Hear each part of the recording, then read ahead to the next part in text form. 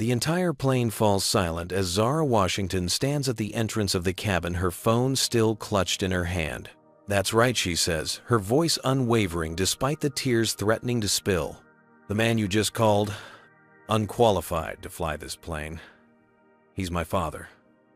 And he's about to decide whether you still have a job tomorrow." Before we dive into this incredible story, let me know where you're watching from in the comments. If you enjoy real stories about standing up against discrimination, hit that like button and subscribe to our channel for more powerful content just like this.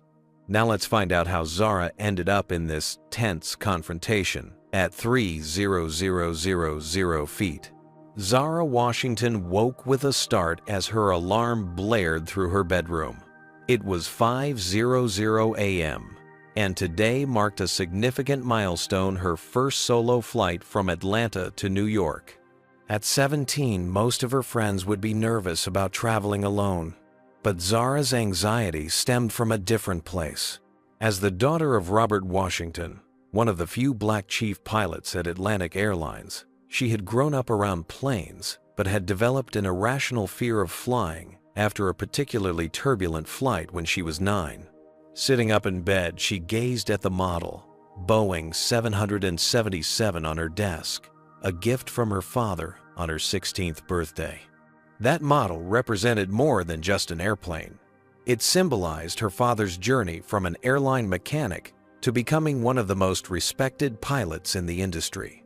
Despite facing systemic barriers and racism throughout his career, Robert had persevered, earning his position through exceptional skill and determination. "You packed everything." Her mother, Danielle, appeared at the doorway, already dressed for her shift at the hospital where she worked as a cardiology nurse.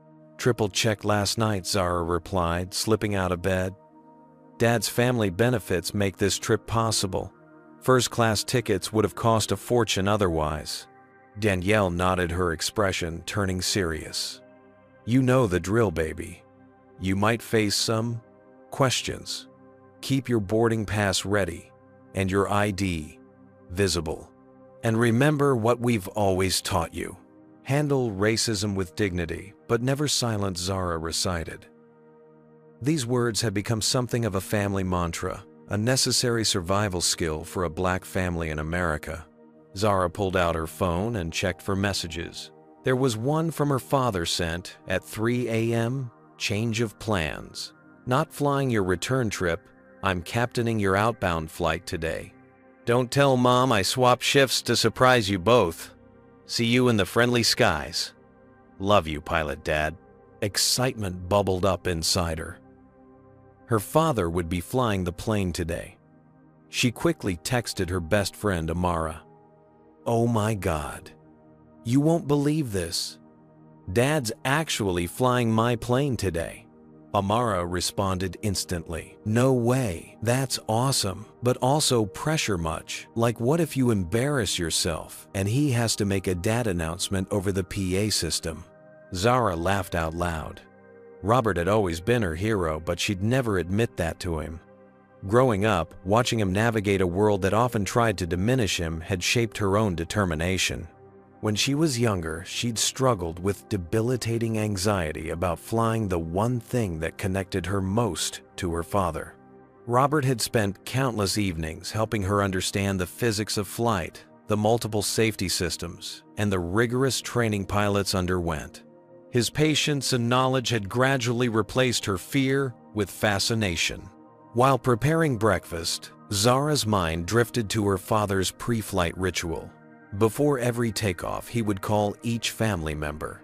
"Just checking in before we head up," he would say, never acknowledging the real reason behind those calls, the statistical dangers of his profession, and the peace of mind the ritual gave them all.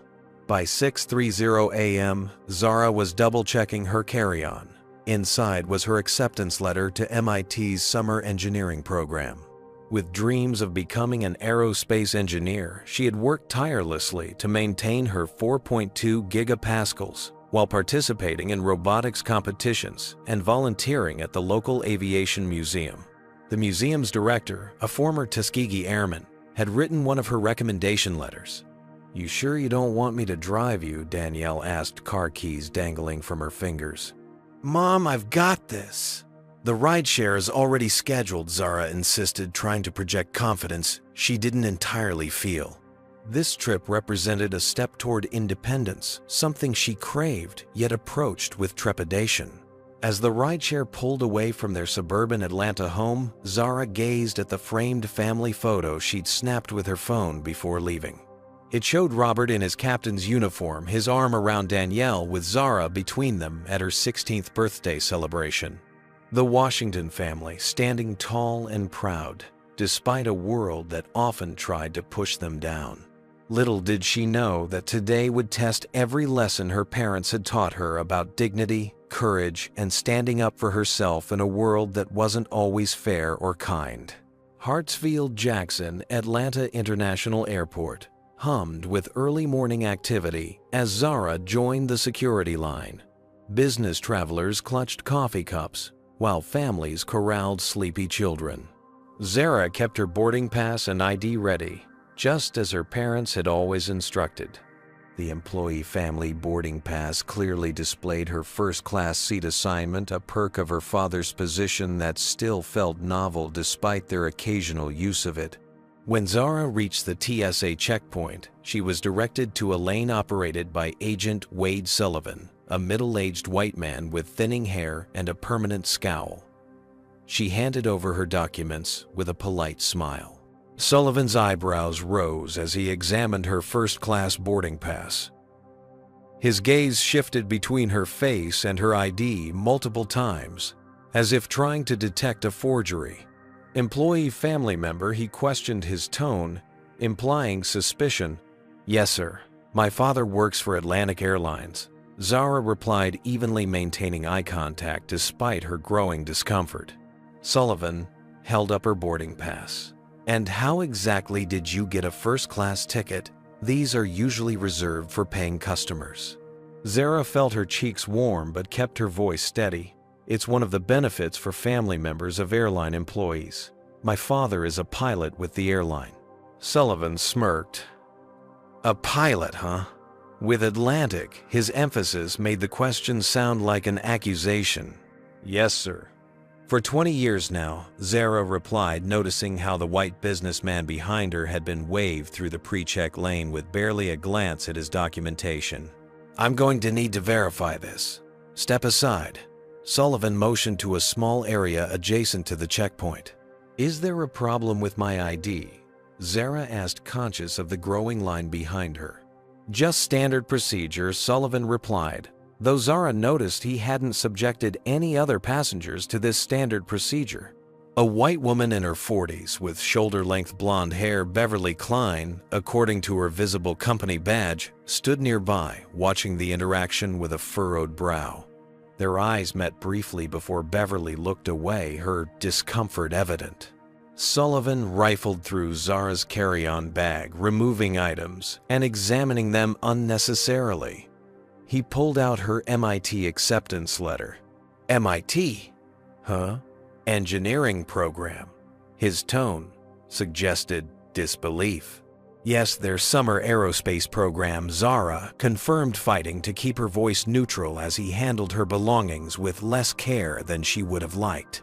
"That's quite competitive," he remarked, the implication hanging in the air that she couldn't possibly have earned her spot legitimately. After what felt like an eternity but was actually 7 minutes, Sullivan grudgingly returned her documents. "You're cleared to proceed." As Zara repacked her now disorganized bag, he added under his breath, "Some people sure know how to work the system." The comment stung, but Zara kept her composure until she cleared security. Once at her gate, she called Amara, finding a quiet corner to vent. "I swear, Amara, he practically accused me of stealing the boarding pass," she whispered furiously into her phone. Meanwhile, white passengers just breezed through like it was nothing. "Did you say anything?" Amara asked. "What could I say? You know how these situations go. If I'd protested, I'd be the angry black girl causing trouble." Zara sighed, watching as passengers began gathering for boarding. At the gate, Zara noticed a flight attendant, Heather Reynolds, according to her name tag, watching her with subtle scrutiny. Heather, a thin white woman with perfectly styled brown hair, seemed to pay particular attention when Zara took a seat in the pre-boarding area designated for first-class passengers. Zara tried to focus on the excitement of surprising her father. He didn't know that she knew he would be flying the plane today, and she imagined the look on his face when he saw her boarding. This thought helped push aside the humiliation of the security check and the uncomfortable scrutiny she continued to feel from the flight attendant. As boarding time approached, Zara texted her mother, "At the gate, all good. Love you." She didn't mention the security incident. No need to worry her mom, who already carried enough concerns about her black daughter navigating the world alone. The gate agent announced pre-boarding for passengers with disabilities and families with young children, followed by first-class boarding. Zara gathered her belongings, unaware that her airport troubles were far from over. Now boarding our first-class passengers for Atlantic Airlines Flight 1382 to LaGuardia, the gate agent announced as Zara joined the priority boarding line. She held her boarding pass ready, determined to board smoothly despite the lingering unease from her security experience. Heather Reynolds stood at the entrance to the jet bridge, scanning boarding passes and offering practice smiles to first-class passengers. When Zara approached, the flight attendant's smile noticeably faltered. "Boarding pass, please, Heather," requested, her tone markedly different than it had been with previous passengers. Zara handed over her digital boarding pass. Heather examined it with exaggerated scrutiny, swiping through the information multiple times. "This is a first-class seat," Heather stated, as though Zara might have been confused about her own boarding pass. "Yes, I know," Zara replied politely. "My father works for the airline." Heather's perfectly shaped eyebrows rose. "Employee family member. In first class." "Yes, it's part of his benefits package," Zara explained, increasingly aware of the line forming behind her and the impatient sighs from other passengers. A tall white man in an expensive suit, Clayton Whitfield, according to the luggage tag visible on his briefcase, stepped forward from behind Zara. "Is there a problem here? Some of us have connections to make." "No problem, sir," Heather assured him quickly, "just verifying this young lady's boarding pass." "Well, could you verify it?" While the rest of us board, Whitfield pressed his tone condescending as he glanced dismissively at Zara. "Of course, sir. Please go ahead." Heather moved aside to let Whitfield pass while still holding Zara's boarding pass. "I'll just need to confirm this with the gate agent." Zara felt her face grow hot as other first-class passengers were allowed to board while she remained held up at the entrance. The gate agent, Richard Owens, approached with an annoyed expression. "What seems to be the issue?" he asked Heather. "This young woman is trying to board first class with an employee family member pass." "I'm not sure if that's allowed," Heather explained, despite the fact that the boarding pass had scanned properly in her system. "It absolutely is allowed," Zara interjected firmly. "My father is a pilot with Atlantic. Family first-class benefits are part of his employment package." Richard examined the boarding pass. "The system accepted it, Heather. If there was an issue, it would have flagged automatically." From inside the plane, Clayton Whitfield had returned to the boarding area. "Is she going to be sitting in first class?" "Next to me." The displeasure in his voice was unmistakable. "Sir, all passengers with valid first-class boarding passes are entitled to sit in their assigned seats," Richard explained professionally, though Zara noticed he didn't defend her directly. "Look, I paid over $2,000 for my seat. I don't think it's appropriate to have these family passes taking up premium space that paying customers should get," Whitfield argued loudly enough for other passengers to hear. Beverly Klein, the woman from security, stood nearby with her boarding pass for economy class, watching the situation unfold with increasing discomfort. Heather lowered her voice. "Perhaps we could find you a nice seat in economy to avoid any unpleasantness." She directed this suggestion at Zara, not Whitfield. "No, thank you," Zara responded firmly. I'll take my assigned seat, as indicated on my valid boarding pass. Whitfield scoffed. This is ridiculous. This is why this airline is going downhill. No standards anymore. Zara felt her phone vibrate in her pocket, her father's pre-flight call right on schedule. She couldn't answer, not in the middle of this confrontation. I need to verify your documentation one more time. Heather insisted, stepping aside to make a call while Zara was forced to wait. The situation was drawing attention from more passengers. Some looked embarrassed by the scene. Others seemed to agree with Whitfield, and a few appeared concerned for Zara. I don't understand why this is even a discussion, Whitfield continued, raising his voice. These airlines are so concerned about appearing diverse that they're giving away premium seats. Now, what's next? Letting just anyone fly the planes too. Zara's phone vibrated again, her father calling a second time, which was unusual. He must be concerned about why she hadn't answered. The confrontation had escalated beyond a simple boarding issue into something much uglier, with racial undertones becoming increasingly explicit.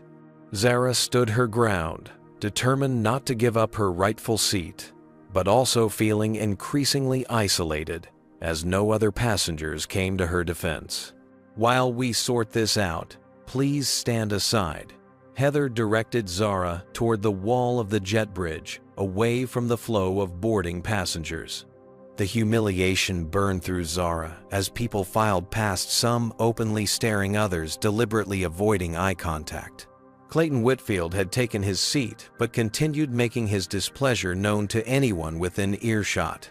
This would never happen on Delta, he proclaimed loudly. They maintain standards. Atlantic's been going downhill ever since they started that diversity hiring program. Zara's phone vibrated for a third time. Her father never called more than twice unless something was wrong. She glanced at Heather, who was still on the phone with someone from customer service. I need to take this call, Zara informed her. It's important. Heather gave a dismissive wave, turning her back to continue her conversation while Zara answered her phone. Dad, Zara's voice was barely above a whisper. Zara, I was getting worried. Is everything okay? Robert Washington's deep, calm voice came through the line. You always pick up on the second call. Zara hesitated, not wanting to worry him before his flight. I'm having some issues boarding. What kind of issues? His tone shifted to concern. From inside the cabin, Whitfield's voice carried out to the jet bridge. These diversity programs are all about appearances, not qualifications. You think I want some unqualified pilot flying this plane just because the airline needed to fill a quota? Next thing you know, we'll be nosediving because someone couldn't handle the job, but got it anyway. Several passengers laughed uncomfortably while others nodded in agreement. Beverly Klein, now boarding with economy class, paused at the entrance to the jet bridge. Her expression troubled as she overheard Whitfield's comments. The tears Zara had been fighting finally spilled over. Dad, they're questioning my boarding pass. The flight attendant implied I shouldn't be in first class, and there's this passenger saying horrible things about diversity hires, being unqualified pilots, and which flight attendant? Robert's voice was now controlled in a way Zara recognized the same tone he used when navigating severe turbulence. Heather Reynolds Zara replied, watching as the flight attendant's head snapped up at the sound of her name. Put her on the phone, please, Robert requested calmly. Zara held out her phone to Heather. My father would like to speak with you. I'm in the middle of resolving this situation, Heather replied dismissively. I don't have time to speak with your father. You should make time, Zara insisted, her voice stronger now. My father is Robert Washington, the chief pilot for this flight. Heather's expression transformed from dismissive to shocked in an instant. She reached for the phone with suddenly trembling hands. Hello, she stammered. Zara couldn't hear what her father was saying, but she watched as Heather's face paled. The flight attendant's eyes darted toward the cockpit door at the front of the plane, then back to Zara. Yes, Captain Washington, I understand. Yes, sir. Right away, sir. Heather handed the phone back to Zara, her entire demeanor transformed. The scene had attracted attention from everyone in the first-class cabin. Whitfield, who had been holding court with his discriminatory comments, was now watching the interaction with growing awareness. This was the moment. Standing at the entrance to the cabin with her phone still clutched in her hand, Zara felt something shift inside her. Years of swallowing microaggressions, of taking the high road of explaining and excusing it, all culminated in this moment of clarity. "That's right," she said, her voice unwavering despite the tears threatening to spill. "The man you just called unqualified to fly this plane, he's my father, and he's about to decide whether you still have a job tomorrow." The entire plane fell silent. Was Zara right to stand up for herself and her father in this situation? Comment 1 if you think she handled it perfectly, or 2 if you believe there was a better way to address the discrimination. This is why we need to have these conversations. Racism doesn't always come with a warning sign. Like and subscribe if you want to see more stories about standing up against discrimination in everyday life. But what happens next? How does Captain Washington handle this delicate situation while maintaining his professionalism? And what about Clayton Whitfield, who suddenly realizes the diversity hire he was disparaging is actually in command of the aircraft he's about to fly in? Let's continue with this powerful story. The silence that followed Zara's revelation was deafening. Passengers shifted uncomfortably in their seats, and those who had nodded along with Clayton Whitfield's racist comments suddenly became intensely interested in their phones or the safety cards in their seat pockets. Heather Reynolds stood frozen, her professional demeanor crumbling as the reality of the situation sank in. I didn't realize. I was just following procedure and—" "No, you weren't," Zara replied quietly but firmly. "My boarding pass scanned correctly. There was no procedure that required you to question its validity or suggest I move to economy." Whitfield, realizing his precarious position, attempted to backpedal. "Now wait just a minute. I think there's been a misunderstanding. I wasn't referring to your father specifically. I was making a general observation about industry standards." Before Zara could respond, the cockpit door opened. Captain Robert Washington emerged in his full uniform, 4 stripes on his shoulders, captain's hat tucked under his arm, and the quiet authority that had defined his 20-year career. At 6'2" with salt and pepper hair at his temples, his presence commanded immediate respect. The cabin fell even more silent, if that was possible. Robert's eyes immediately found Zara noting the tear tracks on her cheeks despite her composed expression. Something flickered in his gaze, a mixture of parental concern and professional determination. "Miss Reynolds," he addressed Heather with formal professionalism, "may I speak with you for a moment?" "Yes," Captain Heather responded, her voice barely audible. Robert turned to Richard Owens, who had followed the commotion onto the plane. "Mr. Owens, I'd like you to join us as well." His tone was not angry, but carried unmistakable authority. As they stepped to the galley for a private conversation, the first officer appeared at the cockpit door. "Everything okay, Captain?" he asked, eyeing the unusual scene. "We're handling a situation, James. I'll brief you shortly," Robert assured him, before turning back to the flight attendant and gate agent. Though they spoke in hushed tones, the front rows of first class could hear snippets of the conversation. "Completely unacceptable treatment. Atlantic Airlines' non-discrimination policy clearly states, my daughter was humiliated in front of an entire aircraft." Clayton Whitfield fidgeted in his seat, then stood abruptly. "Captain, if I could have a word." "Sir, please return to your seat," Robert responded without looking at him. "I'll address passenger concerns once I've finished with my crew." The dismissal was polite but firm, leaving Whitfield no choice but to sit back down. His face flushed with embarrassment or anger, possibly both. Just then, airline manager Harold Thompson hurried onto the plane. in his late 50s with a receding hairline and perpetually worried expression. Thompson had been summoned by an alert from Richard. Captain Washington Thompson began. "I was informed there's a situation that might delay departure." "Indeed, there is," Robert confirmed. "My daughter was racially profiled by your gate staff and then subjected to discriminatory comments from a passenger, all while your flight attendant suggested she surrender her legitimately assigned first-class seat." Thompson's eyes widened. "Your daughter." Before the conversation could continue, Beverly Klein stepped forward from economy. "Excuse me, Captain. My name is Beverly Klein. I witnessed what happened both at security and during boarding. If it helps, I'm willing to provide a statement about what I saw." Robert nodded appreciatively. "Thank you, Miss Klein. That would be helpful." Turning back to Harold Thompson, Robert lowered his voice. "As captain, I have authority over who flies on my aircraft. Mr. Whitfield in seat 3 Amperes has demonstrated behavior that I consider disruptive to the safety and comfort of other passengers. I'm requesting his removal from this flight." Thompson's face contorted with anxiety. "Captain, Mr. Whitfield is a Platinum Elite member.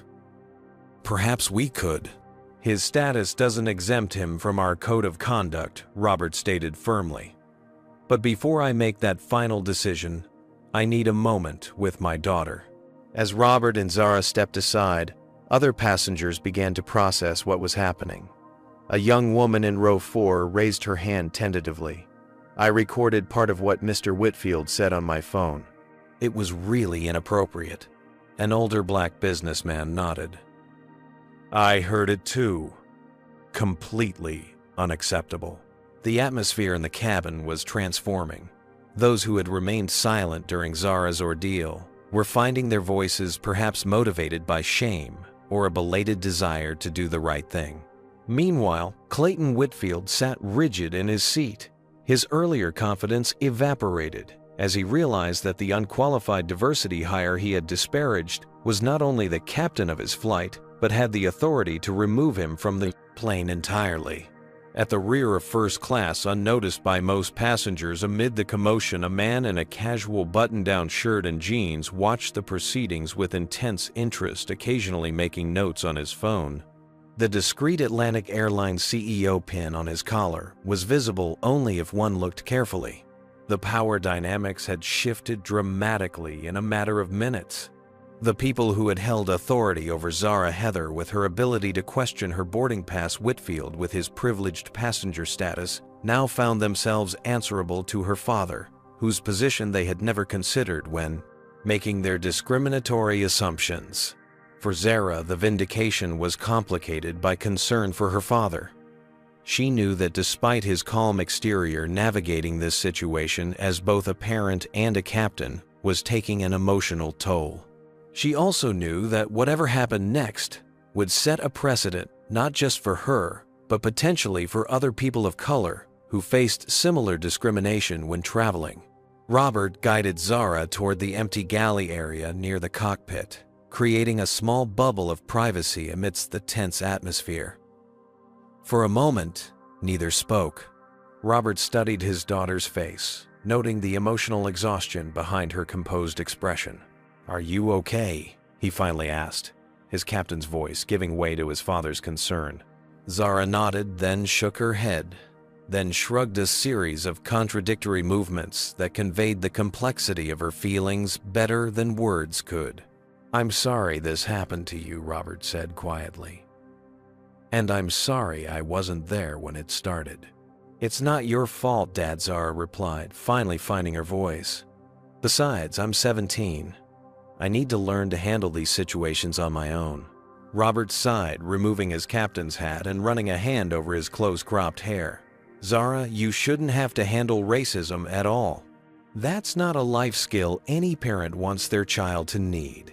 The professional barrier Robert maintained between his personal life and his role as captain momentarily slipped.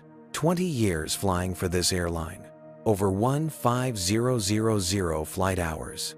And some businessman who knows nothing about aviation feels entitled to question my qualifications because of my race.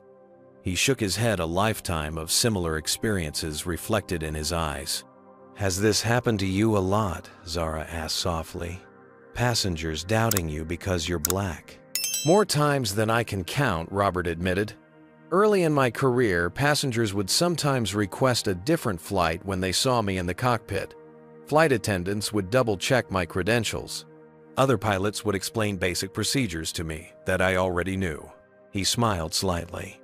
"My mentor, William Hayes, one of the first black commercial pilots in the country, told me something I never forgot.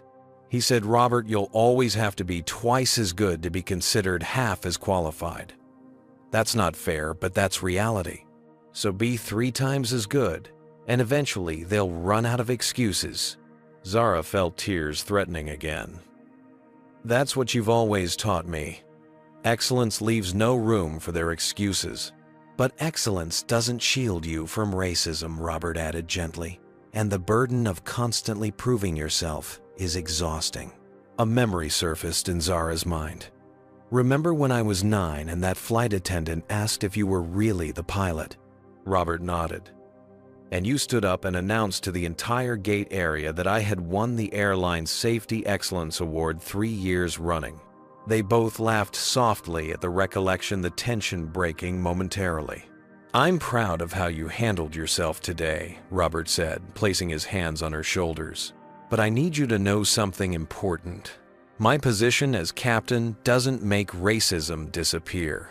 What it does is give us a rare opportunity. Most black folks don't get the chance to hold people accountable for their discriminatory behavior." Zara's expression clouded. "I didn't mean to cause trouble for you, Dad. If this affects your career—" "Stop right there," Robert interrupted firmly. "You didn't cause anything. Their actions, their biases, their decisions, those are not your responsibility. Never blame yourself for other people's racism." He straightened his uniform jacket, his demeanor shifting subtly as he prepared to return to his professional role. "Now we need to decide how to proceed. As captain, I have several options. I can remove Mr. Whitfield from the flight for creating a hostile environment. I can file formal complaints against both TSA agent Sullivan and flight attendant Reynolds.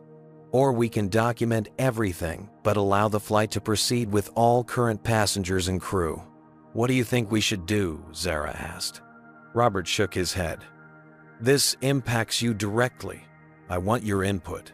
Zara considered the options carefully.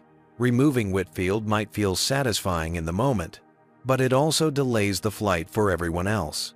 She thought about the passengers who had remained silent during her ordeal and about Beverly Klein, who had finally found her voice.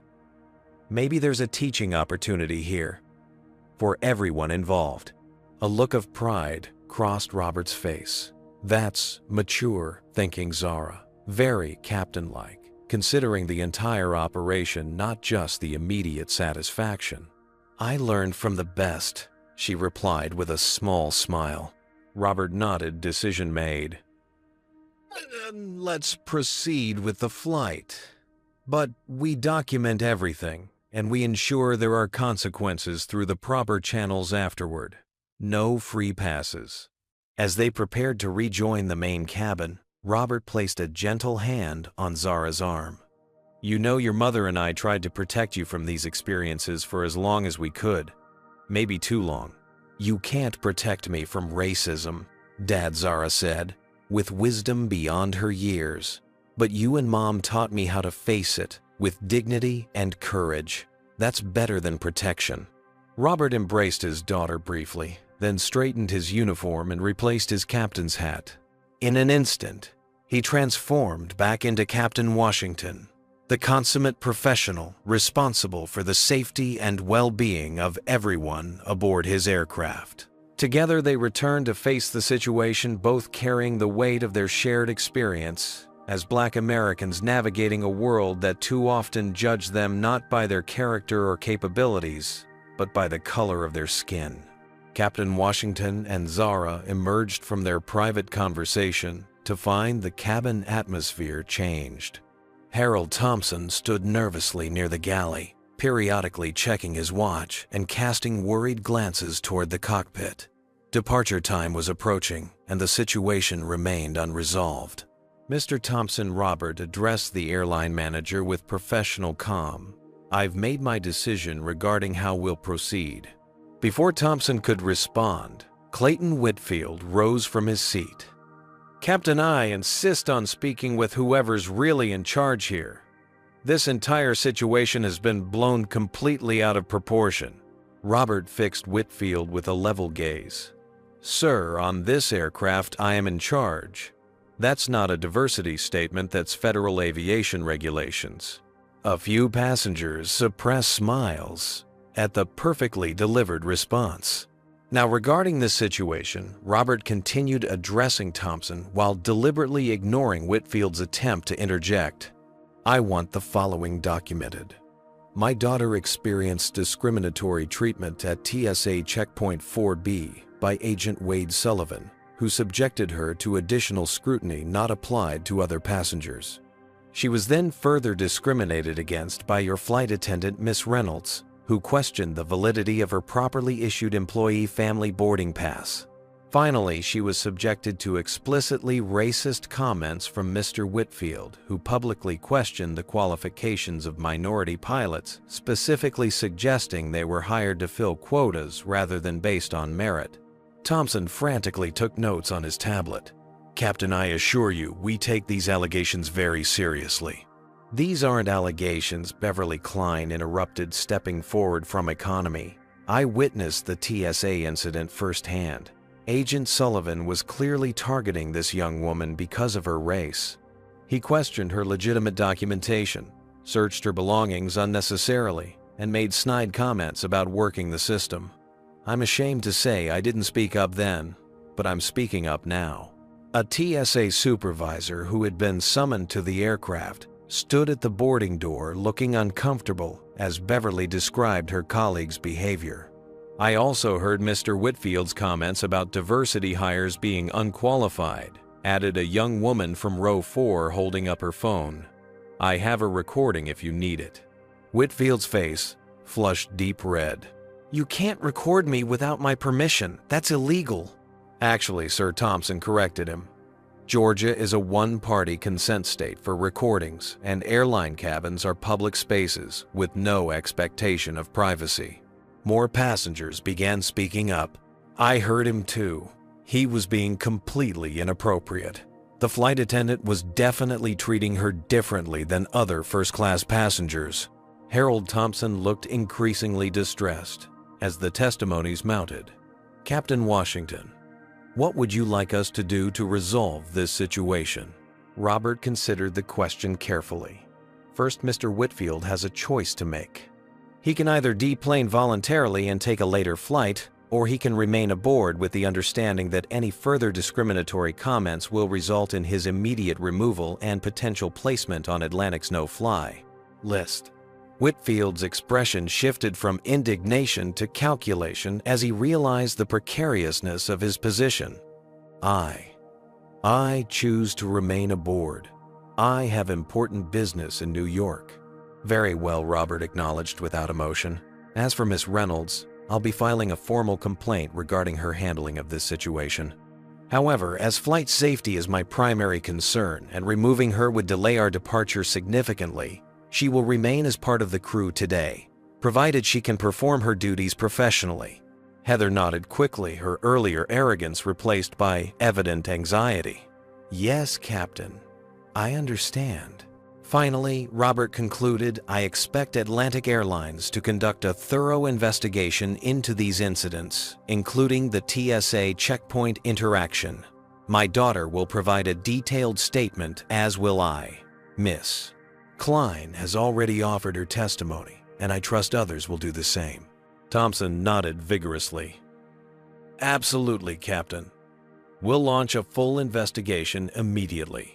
Just as the situation appeared, resolved, a man rose from his seat in the last row of first class, the one who had been quietly observing the entire episode.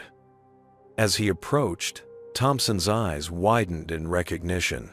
"Mr. Pearson," Thompson stammered, "I didn't realize you were aboard today." Evidently not, replied Marcus Pearson, the CEO of Atlantic Airlines. His expression was unreadable as he extended his hand to Robert. Captain Washington, I don't believe we've met personally, though. Your reputation precedes you. 15 safety commendations over 20 years, if I'm not mistaken. 16, Robert corrected politely, shaking the CEO's hand. The most recent was last month. Pearson nodded, then turned to Zara. Miss Washington, I want to personally apologize for your experience today.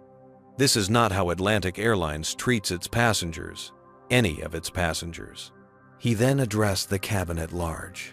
Ladies and gentlemen, I've heard and seen everything that transpired here today. I was traveling incognito to experience our service as passengers do. What I witnessed was unacceptable and will be addressed at the highest levels of our organization. Looking directly at Whitfield, he added, Atlantic Airlines was founded in 1963, the same year as the March on Washington. Our first CEO made diversity a cornerstone of our corporate values long before it became fashionable. Our pilots, all our pilots, are selected based on exceptional qualifications, rigorous testing, and demonstrated excellence. Captain Washington isn't an exception to our standards. He exemplifies them. A hush fell over the cabin as passengers processed the unexpected appearance of the CEO and his unambiguous stance. Turning back to Robert, Pearson spoke quietly. Captain, I trust you to handle this flight as you see fit. When we land in New York, I'd appreciate the opportunity to discuss how we can prevent situations like this in the future. I'd welcome that conversation, Sir Robert replied professionally. As Pearson returned to his seat, Robert addressed the cabin once more. Ladies and gentlemen, we will be departing shortly. I'd like to thank those who spoke up. In my experience, both as a pilot and as a black man in America, silence in the face of discrimination is often mistaken for acceptance. Your voices matter. With that, he turned to his daughter. Miss Washington, I believe you'll find seat 2 amperes available for you. I'll see you after we land in New York. As Robert returned to the cockpit, Zara took her seat, not her originally assigned 4C, but 2 amperes directly behind first class.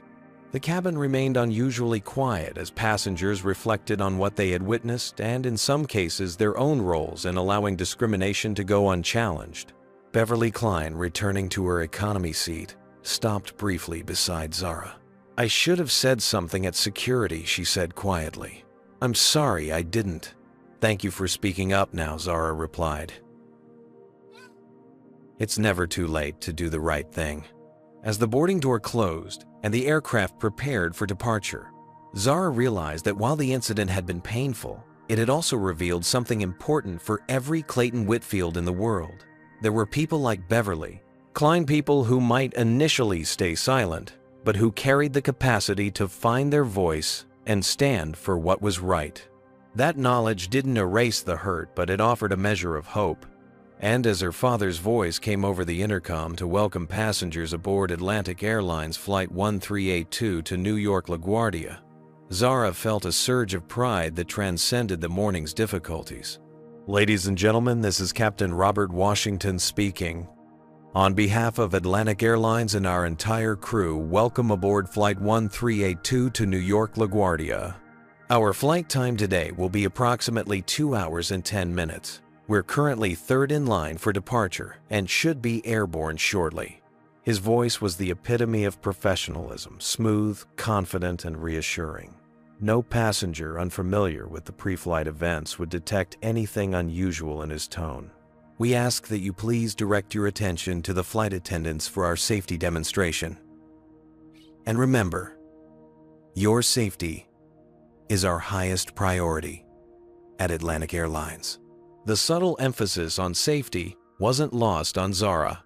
Safety wasn't just about proper aircraft operation or emergency procedures. It encompassed creating an environment where all passengers could travel without fear or discrimination. As the aircraft taxied toward the runway, Heather Reynolds performed her safety demonstration with mechanical precision, carefully avoiding eye contact with Zara.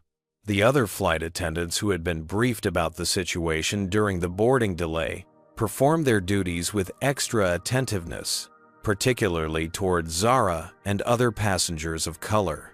Clayton Whitfield remained in his seat, engrossed in his laptop, seemingly determined to pretend the incident had never occurred.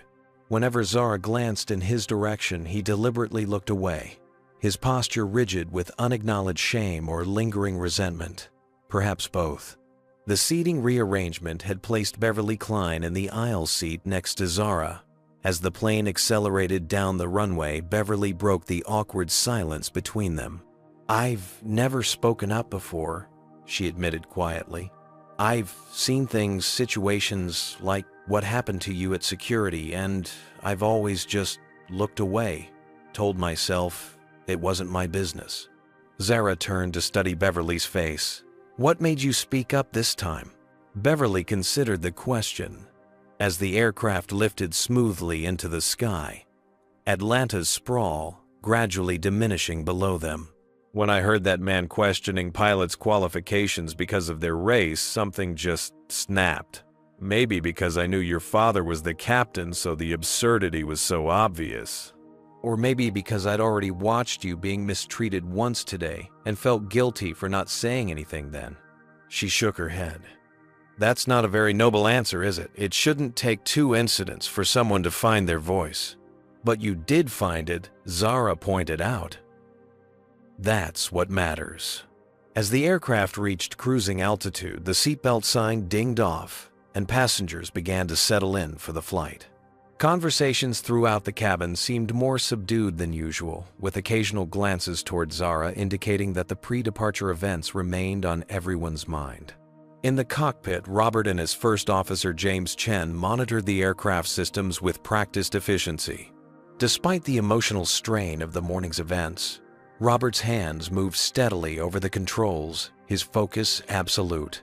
This compartmentalization, the ability to separate personal turmoil from professional responsibility, had been essential throughout his career as one of the few black pilots at Atlantic. "Weather looks clear all the way to LaGuardia," James noted, studying the radar display. After a pause, he added, "For what it's worth, I thought you handled that situation impressively, both as a captain and as a father." Robert nodded appreciatively, but kept his focus on the instruments. "When you have kids of your own someday, James, you'll understand. There's no manual for watching your child face discrimination." Back in the cabin, CEO Marcus Pearson was making notes on his tablet, occasionally glancing around at the crew interactions. Despite traveling in first class, he had declined special treatment, insisting on experiencing the flight as a typical passenger would. Now, however, his purpose had evolved from routine service evaluation to something more urgent, understanding how discrimination manifested within his airline's operations and what systematic changes might be needed. Midway through the flight, Heather approached Zara with evident discomfort.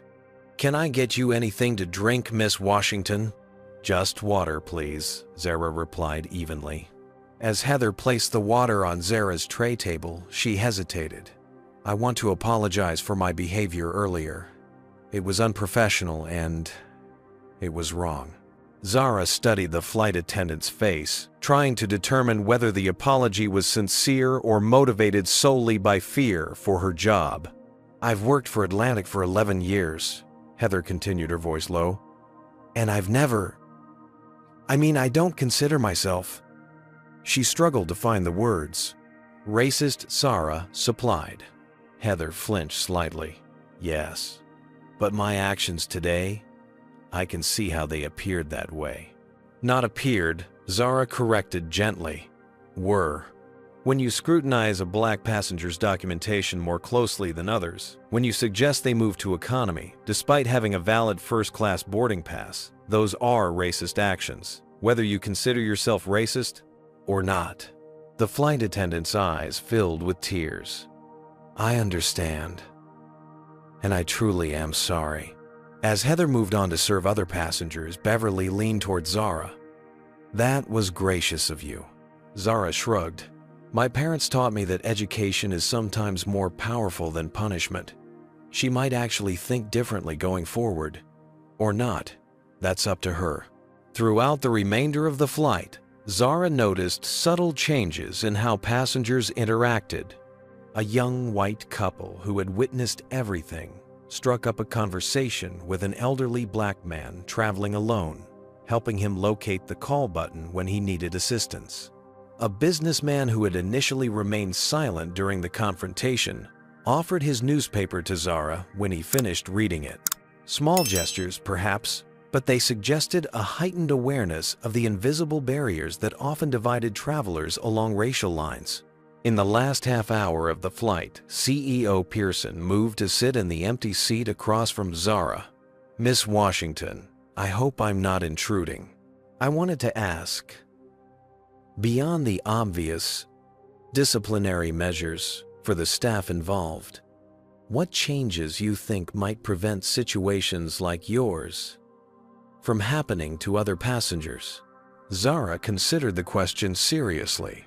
It's not about adding another sensitivity training video that employees watch while checking their phones, she replied. It's about changing the culture so that speaking up against discrimination becomes the norm, not the exception. She gestured toward Beverly. Miss Klein here witnessed what happened at security but didn't say anything until later. Most people don't. Maybe because they don't know what to say, or they're afraid of conflict, or they don't think it's their place.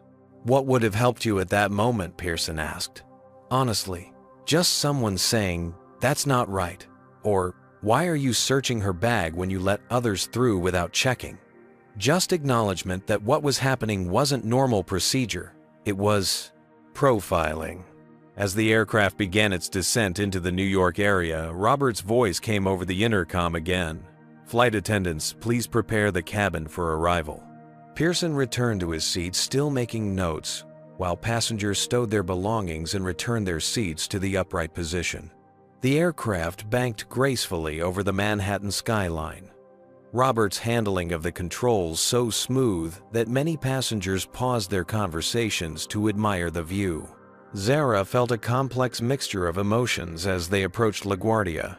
Pride in her father's skill and professionalism, gratitude for those who had eventually spoken up, lingering hurt from the initial discrimination, and something else, a sense that today's painful experience might somehow contribute to preventing similar incidents for future travelers. As the wheels touched down with barely a bump, one of her father's perfect landings, Zara realized that the journey that had begun with humiliation had transformed into something unexpected. An opportunity for growth, not just for her, but for everyone who had witnessed what happened and been forced to examine their own role in either perpetuating or challenging discrimination. Ladies and gentlemen, welcome to LaGuardia Airport. Local time is 10:45 a.m. and the temperature is 72 degrees. Please remain seated with your seatbelts fastened until the aircraft has come to a complete stop and the captain has turned off the seatbelt sign. The flight attendant's announcement was met with the usual rustling of passengers gathering belongings and the soft pings of cell phones being turned on. But there was something different about this arrival. A shared experience that had transformed strangers into witnesses, bystanders into participants. As the aircraft taxied to the gate, Robert executed every maneuver with the precision that had earned him Atlantic's Pilot of the Year award twice in his career. Despite the emotional turbulence of the flight, his landing had been flawless, a silent testament to his professionalism. Zara remained seated after the seatbelt sign dinged off, allowing the rush of deplaning passengers to subside. Beverly Klein lingered as well, retrieving her contact information from her purse. If you need someone to corroborate your account for the investigation, please call me, Beverly offered, handing Zara her business card. What happened today wasn't right, and I want to do more than just speak up after the fact next time. Clayton Whitfield had deplaned immediately, avoiding eye contact with everyone, especially Zara. Heather Reynolds stood at the exit, thanking passengers mechanically, her earlier confidence notably diminished. As the cabin emptied, CEO Marcus Pearson approached Zara again. "Miss Washington, with your permission, I'd like to make an announcement before everyone disperses into the terminal." Curious, Zara nodded her agreement. Pearson moved to the front of the cabin where the remaining passengers could see him. "Ladies and gentlemen, may I have your attention for a moment? I'm Marcus Pearson, CEO of Atlantic Airlines. Most of you witnessed an unfortunate situation during boarding in Atlanta. I want to be clear, what happened to Miss Washington was unacceptable and does not reflect the values of our airline." Passengers paused, surprised by the impromptu address. Effective immediately, Atlantic Airlines will be implementing a comprehensive review of our training procedures with specific focus on eliminating racial bias in customer interactions. We'll also be instituting a new passenger advocate program designed to ensure all travelers are treated with equal respect and dignity. He turned to Zara. "Miss Washington, on behalf of Atlantic Airlines, I extend our deepest apologies. Your courage in standing up for yourself has highlighted areas where we need to improve, and for that we are grateful." Just then, Robert emerged from the cockpit, still every inch the commanding captain, despite the personal nature of the day's events. The remaining passengers broke into spontaneous applause, not just for his piloting skills, but for his handling of an impossible situation with grace and authority. Robert acknowledged the applause with a modest nod before joining his daughter. Together they deplaned father and daughter, walking side by side through the jetway, their matching dignified posture, a family trait that transcended genetics. 1 month later, Zara sat in the audience at Atlantic Airlines headquarters as her father addressed a room full of pilots, flight attendants, and gate agents. The new diversity training program, named Equal Skies, was being launched with Robert Washington asked to lead the pilot recruitment initiative aimed at bringing more people of color into aviation careers. "Safety has always been our primary concern as airline professionals," Robert told the audience. "But true safety encompasses more than mechanical reliability or emergency procedures. It includes creating an environment where every passenger feels secure, respected, and valued, regardless of their race, gender, religion, or background." In the front row, Harold Thompson nodded vigorously, having become an unexpected champion for the new program after witnessing the incident firsthand. Beside him sat Beverly Klein, who had not only provided testimony for the internal investigation, but had also accepted an invitation to join Atlantic's new passenger advocacy board. Heather Reynolds was notably absent. Following the investigation, she had been suspended and required to complete extensive retraining before possibly returning to flight duties. TSA agent Wade Sullivan faced similar consequences after Beverly's testimony corroborated Zara's account of discriminatory treatment at the security checkpoint. As for Clayton Whitfield, his platinum status had been revoked, and while he hadn't been banned from the airline entirely, a note in the system ensured that he would never again fly on any aircraft captained by Robert Washington. Back at her high school in Atlanta, Zara had been asked to speak to the student body about standing up to discrimination. Initially reluctant to revisit the painful experience, she ultimately agreed after receiving dozens of messages from people who had heard about the incident. Fellow students, family, friends, and even strangers who had been on the flight. "Sometimes the most important thing you can do is refuse to be silent," she told her classmates. Not with anger or hostility, but with the simple, powerful truth that you deserve the same respect as everyone else. In her college application essay for MIT's aerospace engineering program, Zara wrote about the experience not as a victim narrative, but as a moment that crystallized her understanding of why representation mattered in every field, especially those historically dominated by white men. "My father broke barriers so that I could dream of designing the aircraft he flies," she wrote. "Now it's my turn to ensure the next generation has even fewer barriers to break." On a clear Saturday afternoon, 6 weeks after the flight, Robert took Zara to Atlantic's flight simulator facility. With special permission from the training department, he guided her through the startup procedures of a Boeing 777, the same aircraft type he had flown that fateful day. "I thought you wanted to be an engineer, not a pilot," he teased as she correctly completed the pre-flight checklist.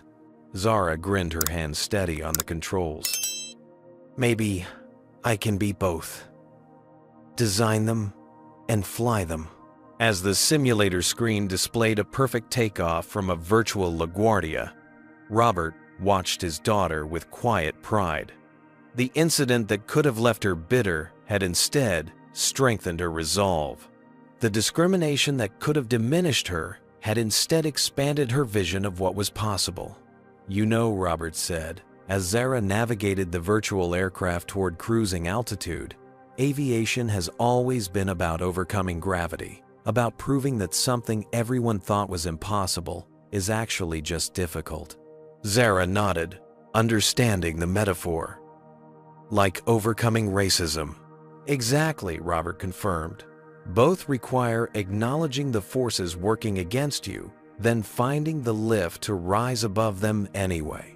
As the simulator showed them soaring above the clouds, father and daughter shared a smile that conveyed, what words couldn't the knowledge, that although the journey was far from over, they were helping to chart a course toward a more equitable future, not just for themselves, but for everyone who would follow in their flight path. This story illuminates several powerful truths about confronting racism in everyday life. First, silence in the face of discrimination is often mistaken for acceptance. When bystanders like Beverly initially remain quiet, they inadvertently reinforce discriminatory behavior. Second, speaking up doesn't require grand gestures. Sometimes a simple, "that's not right," can validate someone's experience and challenge unjust treatment. The story also reveals how racism operates on multiple levels, from explicit comments like Whitfield's to more subtle forms like Heather's questioning of Zara's boarding pass. These microaggressions accumulate, creating an exhausting burden for people of color who must constantly prove their legitimacy. Perhaps most importantly, Zara and Robert's approach demonstrates that addressing discrimination effectively isn't about revenge, but accountability and education. By documenting incidents involving leadership and creating systemic changes, they transformed a painful experience into positive change that benefits everyone. The Washington family motto, "Handle racism with dignity but never silence," offers wisdom for us all. True dignity comes not from suffering in silence, but from standing firmly in your truth while working toward a more just world. What moment in Zara's story resonated most with you? Have you ever witnessed discrimination and wished you'd spoken up? Comment below with your thoughts or experiences. If this story touched you, please like, subscribe, and share it with someone who needs to hear this message. Your engagement helps amplify these crucial conversations about racial justice. Thank you for watching, and remember that each of us has the power to create change through our daily choices and courage to speak up. Together we can build a more equitable world where everyone travels through life with dignity and respect.